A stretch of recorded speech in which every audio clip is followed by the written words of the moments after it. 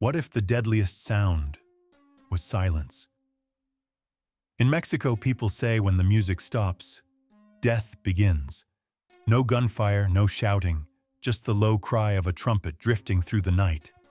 And a name whispered in fear, Rafael Mendez, the man they called El Silencio. He built an empire not with weapons, but with silence. A shadow who punished noise, ruled through fear and turned death into a melody. From the dusty streets of Oaxaca to the candlelit cathedrals of Guadalajara, his legend grew, whispered in prayers, sung in funerals, feared by presidents. But beneath the myth was a boy who once loved music, who watched it destroy everything he cared for, and who swore never to speak again. This is the untold story of El Silencio, the man who made the world listen by saying nothing. Stay with me, because once you hear his silence, you'll never forget its sound. In Mexico, silence has a sound. It hums through the desert wind, slips beneath locked doors, and echoes between the mountains when the night turns too still. To the people who live there, silence is never peace. It's a warning. It means he's close. They call him El Silencio, the man who speaks through music, but never with words. The whisper before death. There are stories told only in whispers about how entire towns once fell quiet before the sun rose. No gunshots, no screams, no chaos. Just the faint sound of a trumpet playing somewhere in the dark. A melody from an old funeral song, and then nothing. By morning, the one who had betrayed him would be gone. No body, no witness, no explanation. Only a marigold petal left on their doorstep, the flower of the dead. Some said it was a curse. Others said it was Rafael Mendez, the man behind the myth. To most of Mexico, Rafael Mendez was a ghost story told to children, a way to keep them from crossing the wrong people. But in the corridors of power, the generals, the cartels, the bishops, the bankers, his name was real, too real. He was a businessman, a philanthropist, a man who funded orphanages and rebuilt towns after hurricanes. He was on magazine covers, shaking hands with governors and priests. But those who had looked into his eyes for more than 5 seconds said they understood everything. Behind that calm smile was an abyss. The first time he spoke. No one remembered hearing his voice. Not once. Not even his oldest guards. He communicated with gestures, with looks, with silence. They said he had taken a vow of silence after witnessing something unspeakable as a child. A massacre in his village, where his entire family was killed, and the only sound left was the trumpet of the funeral band playing for the dead. From that day, Rafael Mendez never spoke again. But he learned that silence had power. He could walk into a room of armed men, and by saying nothing, they'd lower their weapons. He could end wars by closing his eyes and raising a single finger. And when he wanted someone gone, he'd send a musician to play La Llorona outside their house. Everyone in Mexico knew the song, but when El Silencio sent it, it meant one thing. Someone would join the dead before dawn. The sound of fear. Rafael's world was built on discipline. He didn't allow shouting, threats, or drunken laughter in his operations. Every man under his control carried 2 things, a rosary and a pair of earplugs, because when the music started, they knew what it meant. His men called him Patrón del Silencio. His enemies called him El Ángel de la Muerte, and his rivals, those who tried to speak his name too loudly, simply disappeared. The day silence touched power one summer night in Guadalajara during a charity gala attended by the country's most powerful families. A mariachi band played softly under chandeliers of crystal and gold. Rafael Mendez stood by the balcony, dressed in a white suit, face expressionless, eyes scanning the room. The governor approached him with a smile. "Señor Mendez," he said, raising his glass, "you've done so much for the people. It's an honor to finally speak with you." Rafael nodded politely. He didn't reply. The governor laughed nervously. "Ah, still the man of silence. Well, I suppose actions speak louder than words, see?" At that moment, one of Rafael's men entered the ballroom, whispering something to the bandleader. The music changed. The rhythm slowed. The trumpet softened into a mournful tune. The governor froze. His wife's hand trembled against his arm. It was La Llorona. By morning, the governor's helicopter would vanish over the Pacific, never to be found again. And once again, silence reclaimed the land. The philosophy of El Silencio.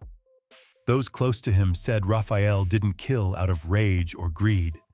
He believed he was balancing something, restoring harmony in a world too loud with corruption and chaos.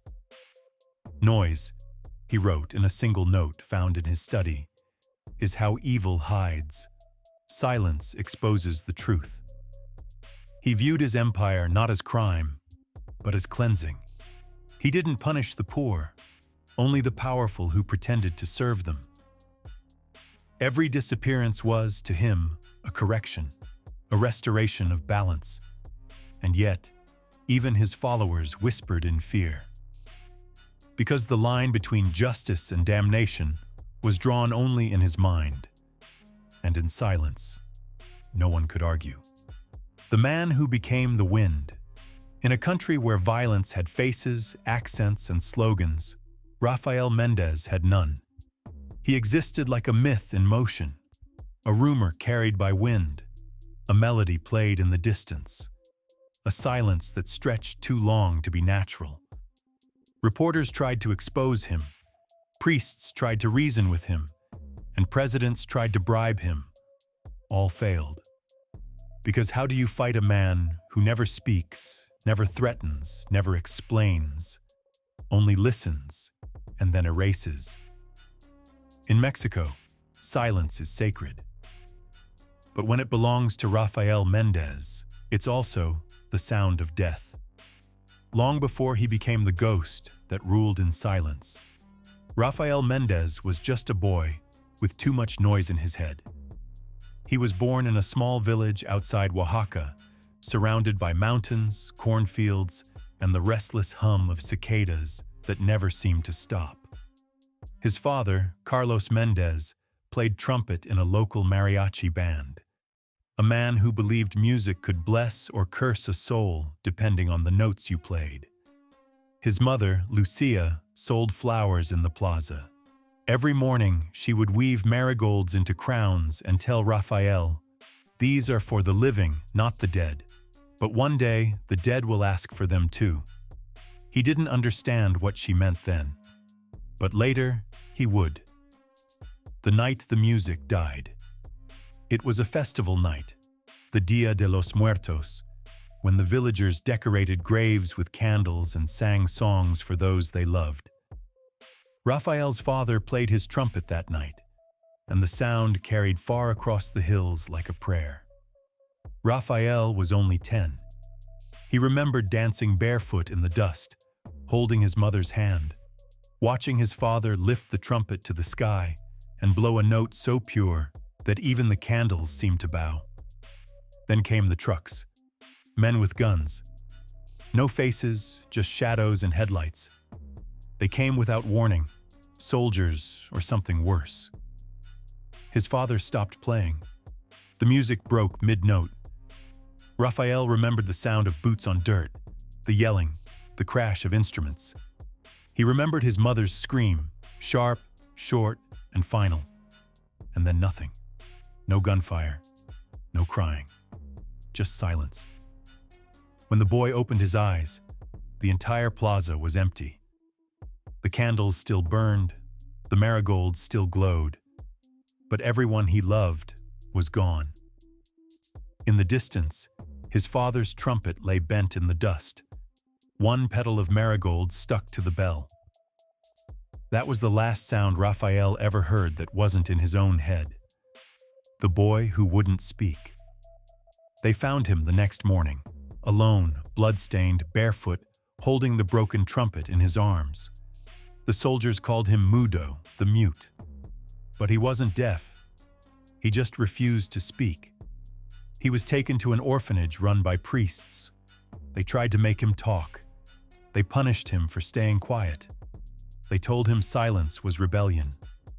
But to Rafael, silence was survival. Each night, he'd sit by the window and listen to the wind whistle through the cracks. Sometimes it sounded like his father's trumpet, sometimes like his mother's voice whispering in the dark. It became his prayer, his only language. The priest and the lesson among the priests. There was one who understood him. Father Esteban, an old man with tired eyes and a voice like gravel. One night, the priest sat beside him and said, "You think God listens to silence?" Rafael didn't answer, of course. The priest smiled sadly. "He does, but only when it comes from pain." He handed Rafael a rosary and said, "If you must keep your silence, let it speak for justice, not vengeance." But vengeance listens better than justice. A week later, Father Esteban was found dead. Throat slit, confession booth burned, and the rosary he had given Rafael was gone. The orphan of the cross Rafael escaped that night, taking nothing but his father's trumpet and the rosary. He wandered for days through desert roads, hitching rides, stealing food, sleeping in old churches. By the time he reached Mexico City, he was 13, pale, thin, eyes like dry wells. He worked cleaning floors in a cantina where mariachi bands played nightly for drunk politicians. He never smiled, never spoke, but he watched. He watched how people changed when the music started, how fear faded with melody, how sin hid behind applause. And he realized music could make men forget death. That's when he decided, if sound can make men forget, then silence can make them remember. The birth of El Silencio, Rafael's first act, wasn't planned. It was instinct. One night, a local cartel boss came to the cantina, drunk and loud, mocking the band. He laughed, fired his pistol into the ceiling, demanded another song. When the musicians refused, he turned to the boy with the broom and said, "Play something, or I'll make your silence permanent." Rafael looked at him. No fear, no hate. He simply picked up his father's broken trumpet, lifted it to his lips, and blew a single note. Flat, sharp, distorted. Then he set it down, turned around, and walked away. A minute later, the lights flickered. The boss's laughter stopped. He clutched his chest and collapsed, dead before he hit the floor. The doctors said it was a heart attack, but everyone who was there swore it was something else. They swore the trumpet had called death itself. From that night, the musicians whispered about the boy who could kill with a note. By dawn, the cantina owner was gone, his safe emptied, and Rafael Mendez, the boy who never spoke, vanished. The shadow and the sound over the next decade, sightings spread across the borderlands. A silent man in white, traveling with a small mariachi group. Villages where men who betrayed their own were found dead without a mark. And always, the same thing left behind. A single marigold petal and the faint echo of a trumpet in the wind. He became folklore, then legend. The man who used silence to punish noise. The ghost who turned music into mourning. And by the time people realized El Silencio was real, not a myth, not a spirit, but a man, it was already too late. He had built an empire not with soldiers, but with silence. They say his voice still exists, trapped in the last trumpet note he ever played.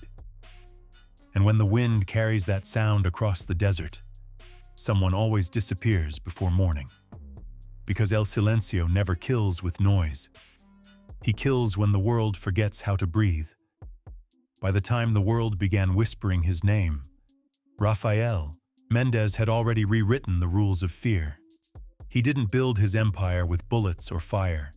He built it with rhythm and silence. The rebirth of music. In 1995, the cities of Mexico were drowning in noise. Sirens, speeches, gunfire, and lies. Every cartel fought to be the loudest. Every general wanted his anthem heard. Then, one night, the music stopped. A wealthy businessman in Veracruz held a lavish birthday party for himself. Hundreds attended.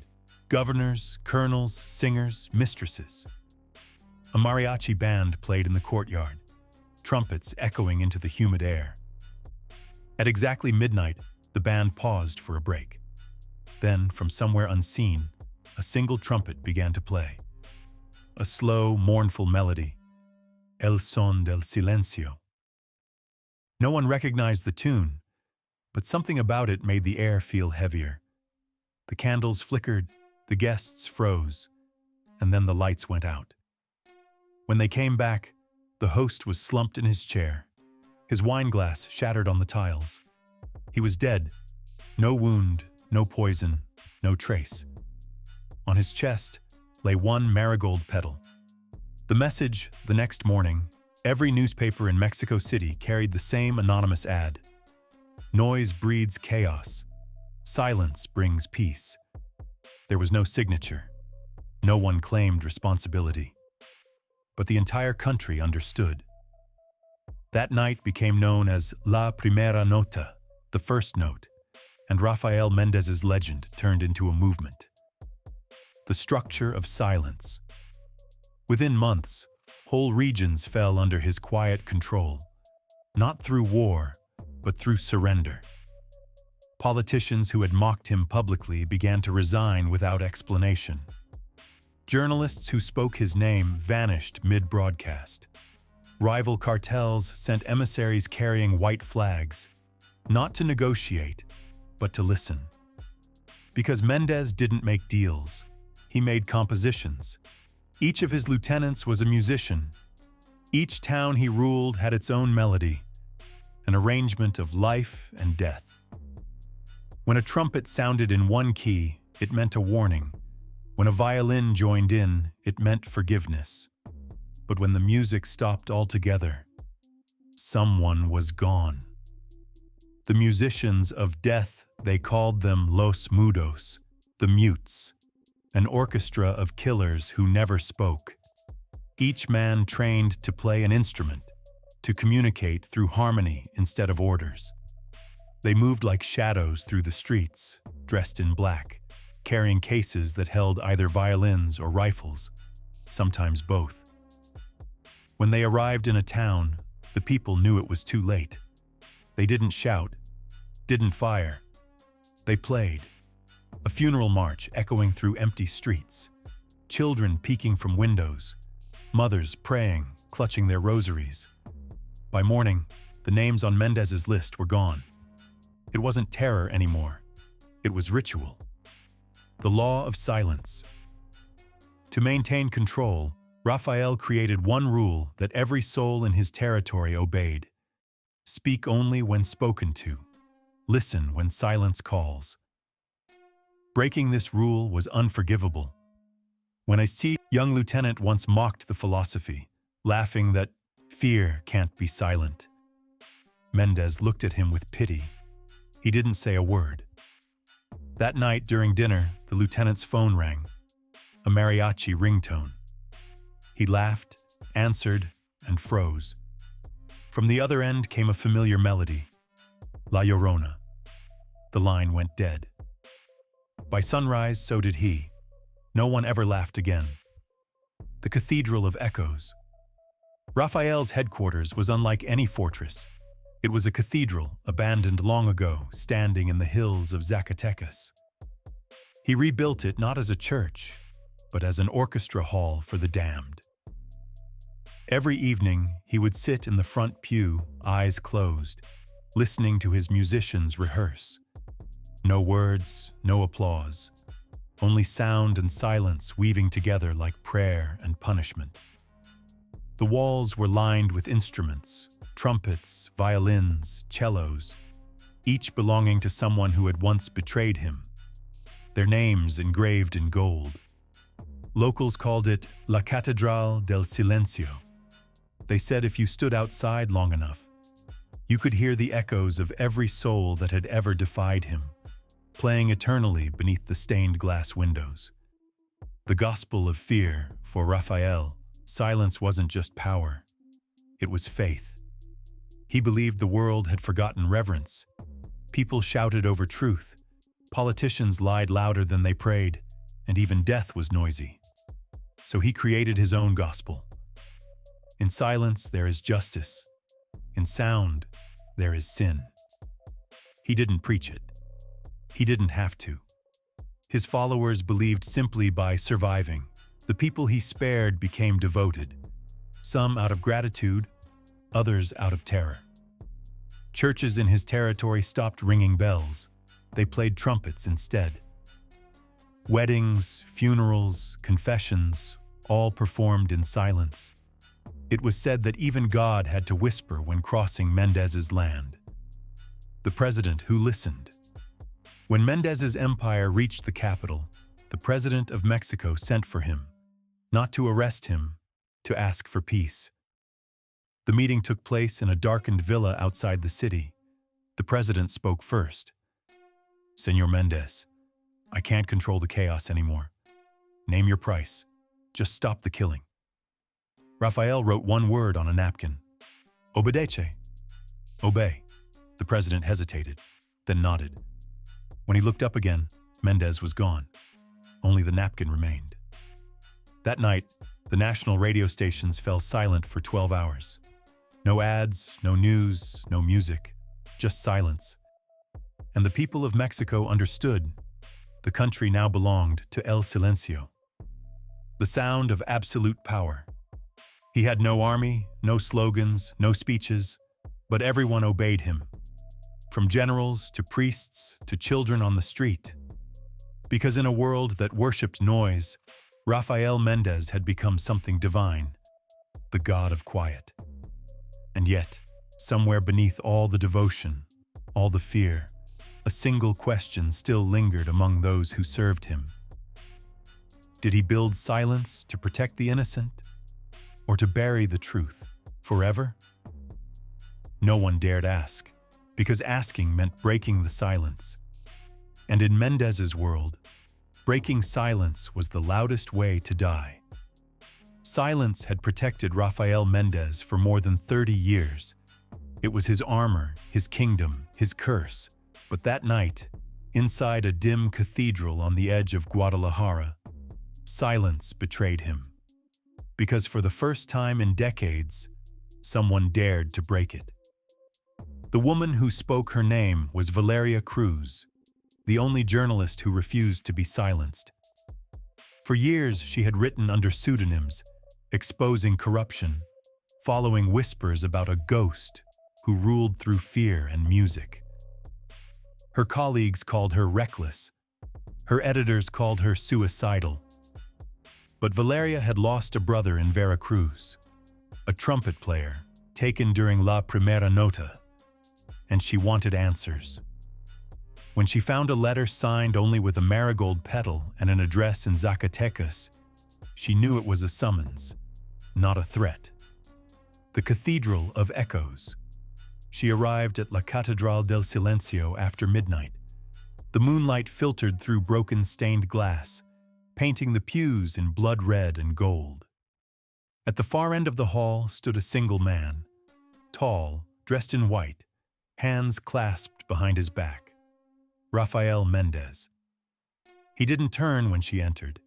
He didn't speak. "You sent for me," she said softly. Her voice trembled slightly, not from fear, but from the unbearable stillness around him. He nodded once. Valeria stepped closer, her heels clicking against the marble floor, the only sound in a room that seemed to swallow every breath. You've killed presidents, priests, criminals, but you never left a message. Why me? Rafael turned then, slowly, his eyes catching the moonlight. They were calm, bottomless, almost kind. He pointed toward a wooden chair. She didn't sit. The interview of the dead Valeria pulled a small recorder from her coat and placed it on the altar. "I'm recording this," she said, her tone steady. "The world needs to know what you are." Rafael's lips curved faintly, not into a smile, but something colder. He reached forward and pressed the button. Click. Then he pressed it again. Silence. Her breath caught. "You think you can erase the truth by turning off a machine?" He raised his hand, just one finger, and pointed toward the old organ behind him. The pipes groaned softly. A single note drifted through the air, haunting, fragile. Then another. It wasn't music. It was memory. The voice of the past. As the notes rose, the air shifted. Valeria looked around, and for a moment, she could swear she saw movement in the shadows. Men in suits, women in veils, faces pale and distant. Ghosts of those who had vanished under his rule. Rafael stepped closer, and for the first time, she saw what others never had. Not a monster, but a man carrying the weight of every soul he had silenced. She whispered, "Why did you stop speaking?" He didn't answer. He simply opened his palm. Inside it, a rusted trumpet mouthpiece. Her eyes widened. "That's..." He nodded. "Her brother's trumpet." The confession tears welled in her eyes. "He played for you, didn't he?" Rafael lowered his head. Valeria stepped forward, her voice trembling between rage and grief. "You made him one of your musicians. And when he wanted to leave..." She couldn't finish. The words dissolved into the air like smoke. Rafael turned to the altar. Slowly, he picked up the trumpet lying there and placed the mouthpiece inside. His hands trembled slightly. Then he raised it. Not to play, but to offer it to her. Valeria stared at it, her breath uneven. "What do you want me to do?" He pointed toward the open door, where the wind whispered through the marigolds outside. It was an invitation, the breaking of the silence. She lifted the trumpet. Her hands shook. The last time she had seen one was at her brother's funeral. For a long moment, nothing moved. The cathedral seemed frozen between life and death. Then she pressed her lips to the mouthpiece and blew, a soft, uncertain note. It wavered, cracked, then grew steadier. The sound filled the cathedral, echoing off the stone like light breaking through darkness. Rafael closed his eyes. For the first time in decades, he heard something pure. Not death, not command, but forgiveness. Tears rolled down his face, silent as prayer. The moment of truth. When the last note faded, Valeria lowered the trumpet. Rafael opened his eyes.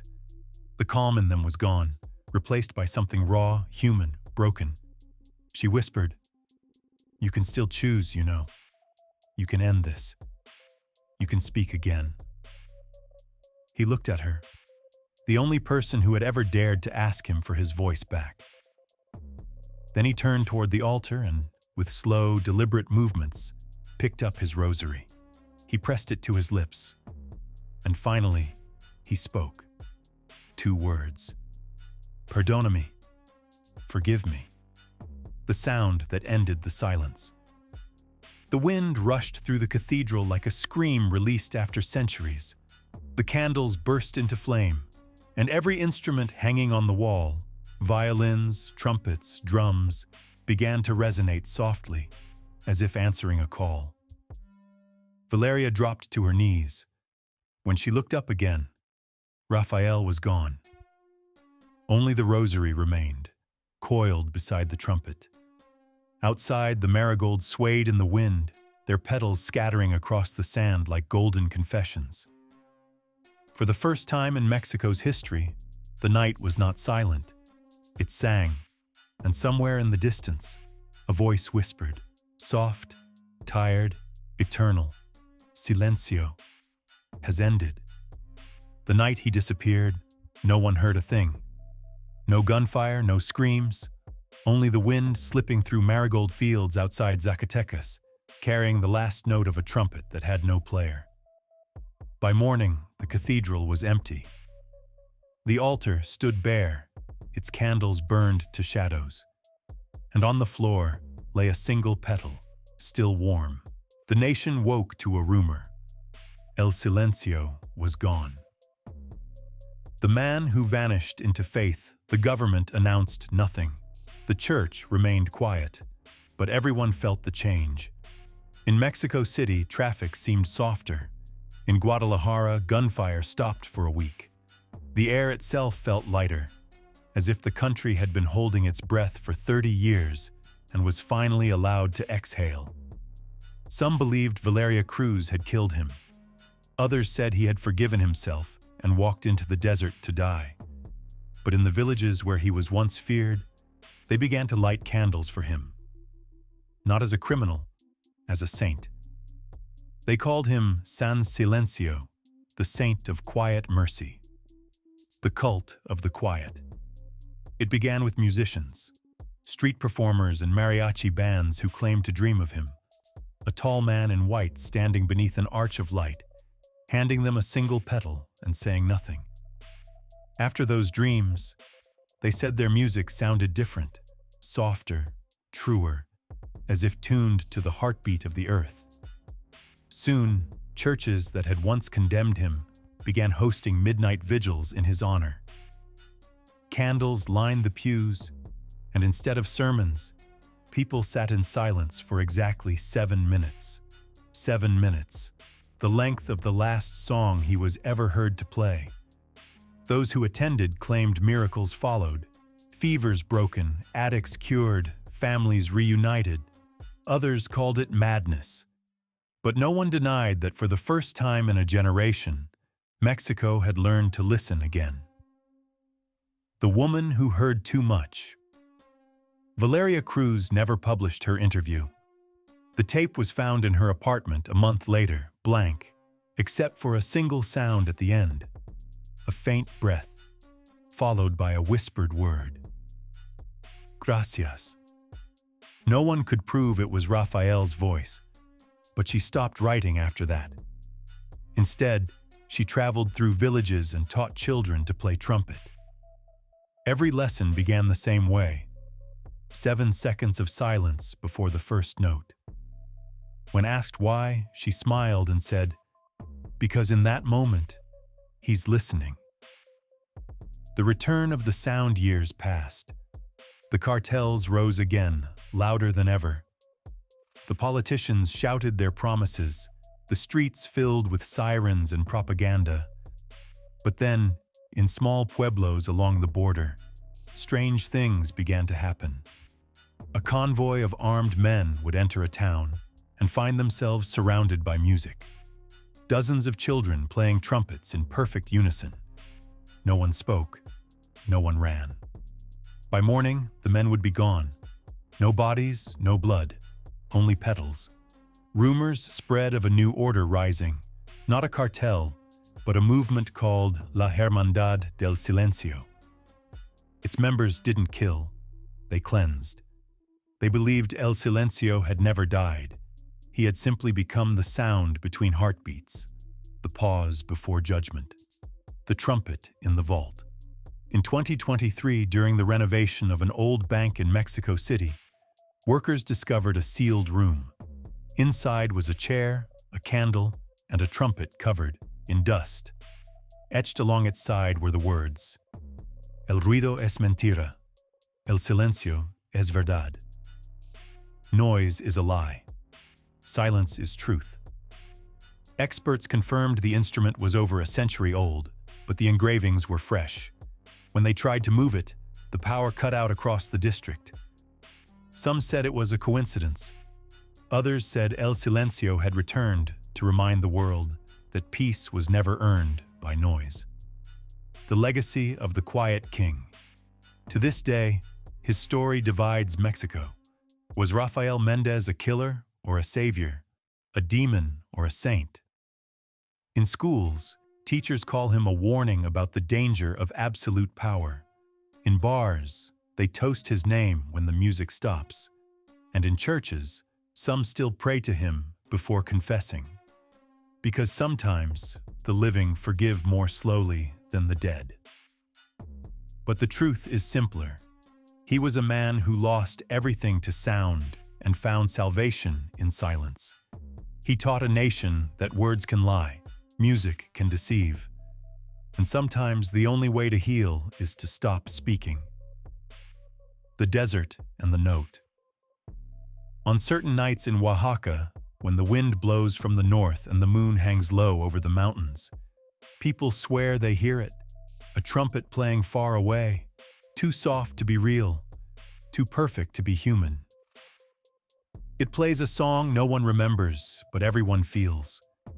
And in that moment, the dogs stop barking, the children stop crying, and the world, just for a breath, remembers what peace sounds like. They call it La Última Nota, the last note. No one knows who plays it.